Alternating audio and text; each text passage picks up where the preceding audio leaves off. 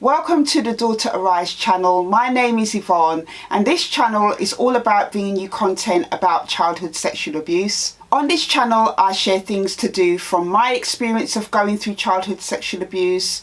I share things to empower, encourage and inspire those of you who have gone through this traumatic childhood experience in hopes of encouraging you and showing you that there is hope after going through such circumstances. I also share news stories about childhood sexual abuse on this channel, and also from time to time I interview other survivors and their supporters in hopes of raising awareness and encouraging other survivors to find their voice. So if this is the type of content you're looking for, please hit the subscribe button and the notification bell so that you can get notified of any new uploads. And if you like the content, please hit the thumbs up button. So in this video today, I want to talk to you about 5 misunderstandings that my abuse left behind. Now, I'm sure some of you can relate to this because when you are dealing and living with the aftermath of the trauma of childhood sexual abuse, your feelings can feel overwhelming, your thoughts can feel overwhelming. That's what I found in my experience. And based on my experiences of going through childhood sexual abuse and the intense feelings that I felt from time to time, I became convinced of a lot of things. This is why I wrote this book, Choose Life, which is a practical empowerment workbook, because I wanted survivors to know that the things that happened in their past don't necessarily have to define their future, that they can actually make their own choices even in the midst of their pain. And if you know my story, which came out 10 years ago, a decade ago now, you would know that all the things that I'm talking to you about in these videos, I have gone through, I have experienced all these different things that I share with you. I've gone through those seasons of feeling like I would never amount to nothing, that, you know, my life was over. And if you are interested in checking out my story, Daughter Arise, I will leave links to that as well in the description box below.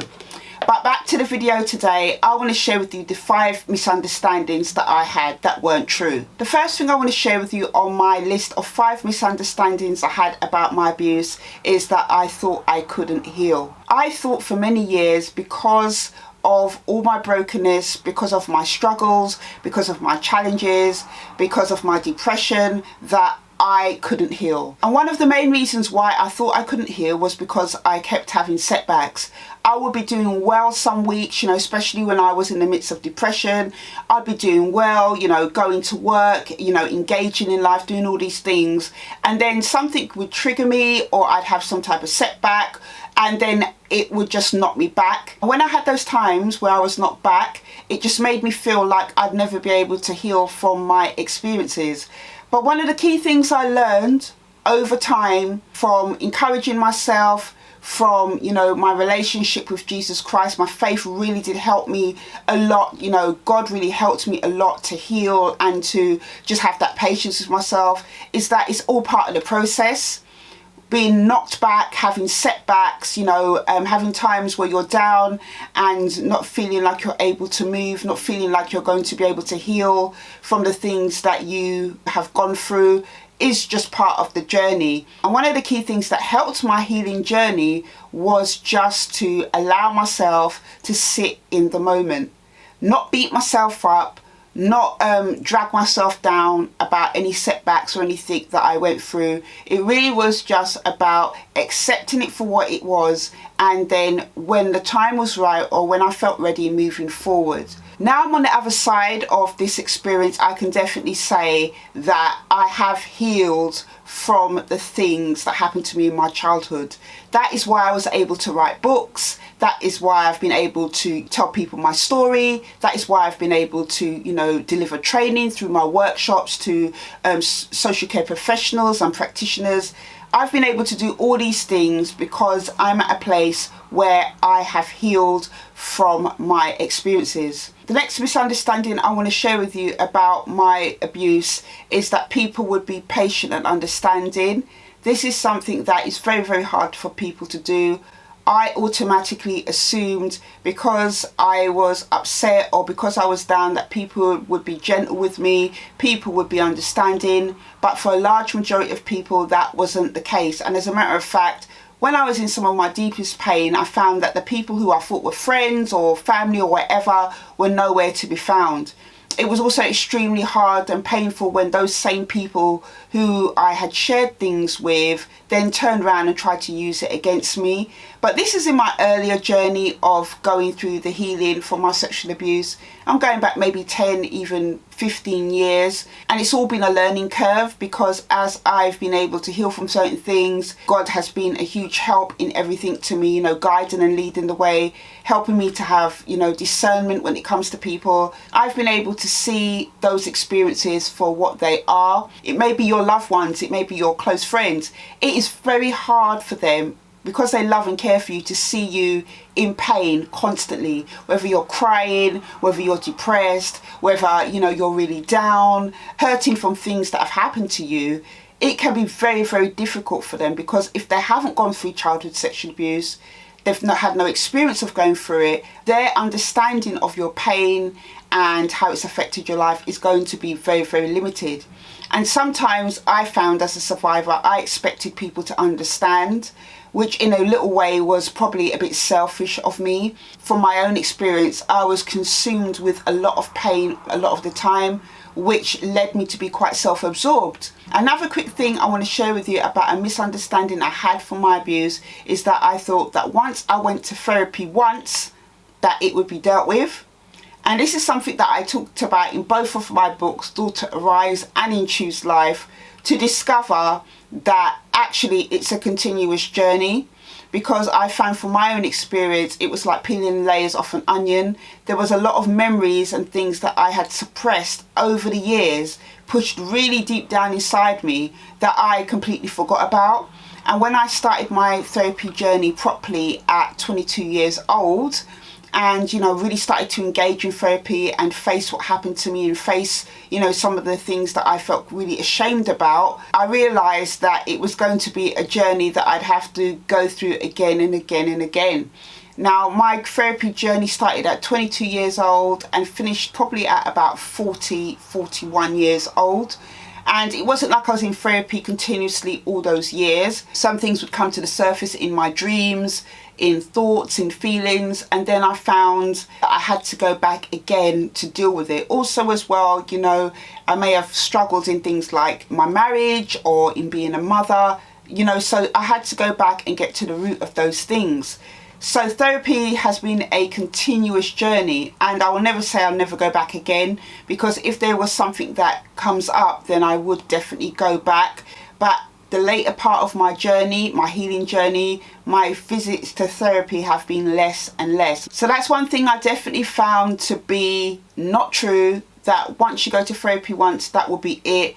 Depending on the situations that come up in your life, you may find that you need to go back more than once. The next misunderstanding I want to share with you is that I thought that once I healed from my abuse, that I would never think about it again. But from time to time, maybe just even watching something on TV or coming across a news article or something, I would have a memory about my abuse. It will always be part of me. My past experiences will always be part of my life. I've come to accept it for what it is. I'm at peace with what I've gone through. I understand that, nothing I did was my fault.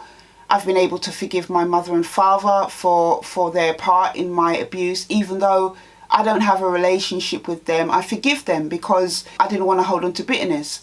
But I understand that all these different things, all these different experiences, my past family, these are memories and thoughts that come up from time to time, but they in no way send me back to a place where I'm triggered or send me into like a relapse or anything like that. But it is just probably just looking back sometimes and just reflecting. And the last thing I want to share with you about a misunderstanding that I had from my abuse is that I wouldn't be able to achieve my goals and dreams. So for a very, very long period of my life, I went through depression.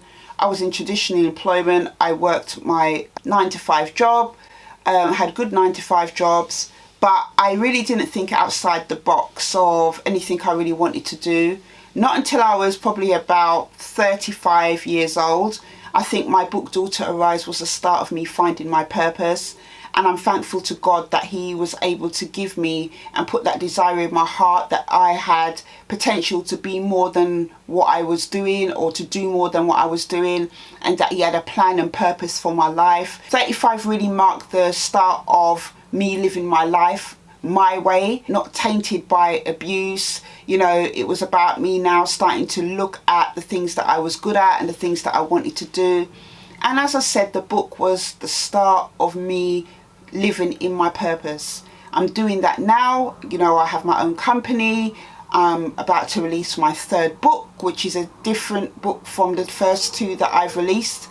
It's a transitional book. I'm doing things that I love, that I'm passionate about. And if you would have told me at 34 years old, 33 years old, that Yvonne, at 45 years old, you would have your own empowerment company, you would have your own charity, you'd be an author of 3 books, you'd be doing amazing things, I would have told you you were a liar, because at the time, my vision of what I could do based upon the things that I had battled with for so long made my view very limited. So, you know, I just want to encourage those of you out there that may be struggling with your abuse, struggling with the aftermath of it, and, you know, your identity you feel has been defined by it, and feel like, you know, you're in this box because of your experience. I want to encourage you, because it is not true that you can't achieve your goals and dreams. You can. You can. What I found from my experience is, yes, it may take you a bit longer. You may need support in being able to do it, but it can totally be done. Everything can be achieved with small baby steps, doing things a step at a time. But one of the most important things I found that helped me to start to be able to receive that and do that was to be able to start my journey of healing. Whether, you know, you start that through therapy, through counselling, really dealing with, you know, the root of your issues and the things that have affected you. It's only then you can make way and make room in your heart for all the things you want to do. But I want to encourage you to hold on to your dreams, and, you know, if you can, start to work towards them, or your goals, in whatever way you can. So that was my video about 5 misunderstandings I had from my abuse. I hope you found this video encouraging, and I hope that it does help you to know that there is life after going through childhood sexual abuse. Even if at the moment you feel there is not any hope, or feel that things will never get better, please take a look at me and know that you can get to the other side. So that is it for this video, and I will see you on the next one. Take care.